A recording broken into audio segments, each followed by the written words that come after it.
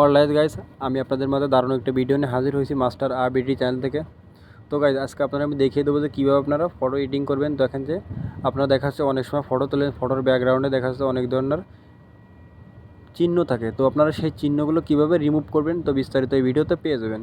তো এখানে দেখেন যে একটি অ্যাপসের প্রয়োজন হবে, অ্যাপসটা আপনারা ইনস্টল করে নেবেন। তো ভিডিও লাস্ট টাইম বলে দেবো কীভাবে আপনারা ইনস্টল করবেন এবং কীভাবে সেট করবেন। তো এখান থেকে প্রথমে দেখেন যে আমি এখানে একটি অপশন আছে, তো এখান থেকে আমি চলে যাবো আমার এই অপশনে রিমুভ অবজেক্ট। জাস্ট এইখান থেকে আমি রিমুভ অবজেক্টে চলে যাব। যাওয়ার পরে এখান থেকে আপনার একটি পছন্দের ফটো নিয়ে নেবেন। তো এখান থেকে আমি এই ফটোটা নিব। এখানে দেখেন যে ব্যাকগ্রাউন্ডে কত লোকজন আছে, এই লোকজনগুলো আমি দূর করব। এখানে প্রথমে একটি অপশন আছে দেখেন যে অটো। জাস্ট আমি এখান থেকে এই অটোয় ক্লিক করব। এখানে আমি অটোয় ক্লিক করবো। এখান থেকে লোডিং নেবে কিছু সময়, জাস্ট আপনারা অপেক্ষা করবেন। তারপরে এখানে দেখেন যে যে লোকজনগুলো আছে সেগুলো মার্ক হয়েছে। তো এখান থেকে আমি এটা রিমুভ করব। তার জন্য এখান থেকে দেখেন যে রিমুভ বাটন আছে, জাস্ট এখানে একবারে ক্লিক করবেন। দেখেন যে রিমুভিং অবজেক্টটি এখানে এটা প্রসেস আছে। তো দেখেন যে এটা রিমুভ হয়ে গেছে, কত সুন্দরভাবে দেখেন যে এটা রিমুভ হয়ে গেছে। তো এখান থেকে ডানে ক্লিক করব, তারপরে এখান থেকে কর্নারে সেভ অপশনে ক্লিক করব। সেভ অপশনে ক্লিক করে এটা আপনার গ্যালারিতে চলে যাবে। তো গ্যালারিতে চলে যাওয়ার পরে এইখান থেকে আপনি চলে যাবেন আপনার গ্যালারিতে। দেখেন যে এটা সেভ হয়ে গেছে।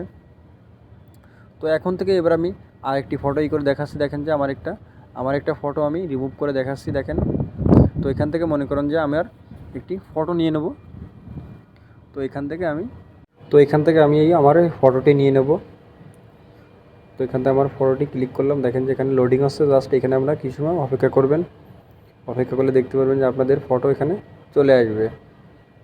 এখানে আমার ফটোটি চলে আসছে। এখন দেখেন যে ব্যাকগ্রাউন্ডে আমার যে জাতীয় স্মৃতিসৌধের যে লোগোটা আছে, আর এখানে পাশে দেখেন যে একটা লোক আছে। তো এখানে এই লোকটা দেখেন যে রিমুভ হয়ে যাবে। তো এখান থেকে আমি প্রথমে এই অটো এটার পরে ক্লিক করব। দেখবেন যে এটা মার্ক হয়ে গেছে। তো মার্ক হওয়ার পর এখান থেকে দেখেন যে রিমুভ অপশন আছে, এই রিমুভ অপশনে আমি ক্লিক করব। ক্লিক করার পর দেখতে পারবেন যে এটা অবজেক্টিং রিমুভ হচ্ছে। তো দেখেন যে এটা দূর হয়ে গেছে, কত সুন্দর দেখাচ্ছে। দেখেন তো এখানে ডানে অপশনে ক্লিক করব। ক্লিক করার পর এখান থেকে সেভ অপশনে ক্লিক করব। সেভ অপশনে ক্লিক করার পর এটা আপনারা সুন্দরভাবে সেভ করে নেবেন। তো দেখেন যে এটা আমি সেভ করে নিলাম।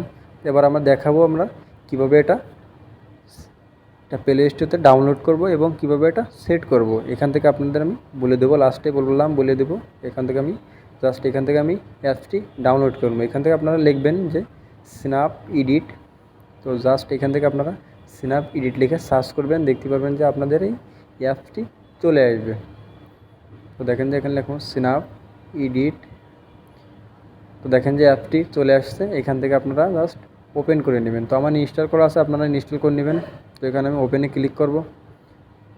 তো দেখেন যে এখানে আমি ওপেনে ক্লিক করব। ওপেনে ক্লিক করার পরে এখানে দেখবেন যে আপনাদের সেই অ্যাপসের প্রথমে যে এটা চলে আসবে। তো এখানে দেখেন যে প্রথমে একটি অপশন আছে যে রিমুভ অবজেক্টিং, এটার উপরে ক্লিক করবেন। ক্লিক করার পর এখান থেকে একটি ফটো নিয়ে নেবেন। তো এখান থেকে আপনার এই ফটো নিতে পারেন, কি আপনার গ্যালারি ফটো নিতে পারেন। তো এটা নেওয়ার পরে এখানে অটো এটার উপরে ক্লিক করবেন। তো দেখেন যে ব্যাকগ্রাউন্ডের যেই লোকজনগুলো এটা মার্ক হয়ে গেছে। তারপর এখান থেকে নিউ অপশনে ক্লিক করলে এটা চলে যাবে। তারপর এটা সেমভাবে আমি যেভাবে দেখালাম সেভাবে আপনারা সেভ করে নেবেন। তো ভিডিওটি ভালো লাগলে একটা লাইক করবেন, একটা কমেন্ট করবেন, একটা শেয়ার করবেন এবং ভিডিওটি কেমন হলো অবশ্যই জানাবেন। ধন্যবাদ, সবাই ভালো থাকেন, সুস্থ থাকেন।